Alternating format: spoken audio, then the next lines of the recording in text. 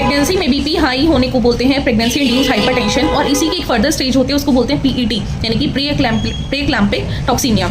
इसमें BP high होने के साथ साथ अगर पेशेंट का लीवर और किडनी डैमेज होते हैं तो उसको बोलते हैं हम पीआईएच। और अगर पेशेंट को दौरे आने शुरू हो जाए, बीपी अनकंट्रोल्ड हो जाए, पेशेंट की जीभ बाहर आ जाए, पेशेंट में एक तान आ जाती है, मुंह से झाग आना शुरू हो जाता है, प्रॉलिंग ऑफ आइज हो जाता है, पेशेंट की जीभ कटने का डर रहता है और रेस्पिरेशन का भी खतरा रहता है, इसको हम बोलते हैं क्लैम्शिया। ये पीआईएच की एक थर्ड स्टेज होती है। और ये ऐसा होता क्यों है? क्योंकि जो आपकी अवल नाल है यूट्रस में ठीक से इन्वेड नहीं हो रही होती है, जो आपकी जो ब्लड वेसल्स है जो बच्चे के लिए खुलनी चाहिए थी वो ठीक से खुलती नहीं है, और बच्चे को जो ब्लड सप्लाई है वो ठीक से मिल नहीं रही होती है। तो इसकी वजह से माँ का बीपी हाई हो जाता है और इसको हम पीआईएच कह सकते हैं। और ये बेसिकली डिफेक्टिव प्लेसेंटा के कारण ऐसा होता है। ये 20 हफ्ते से अगर पहले है तो उसको हम क्रॉनिक हाइपरटेंशन में काउंट करते हैं, और अगर ये 20 वीक्स के बाद डेवलप हो रहा है तो उसको हम पीआईएच बोलते हैं।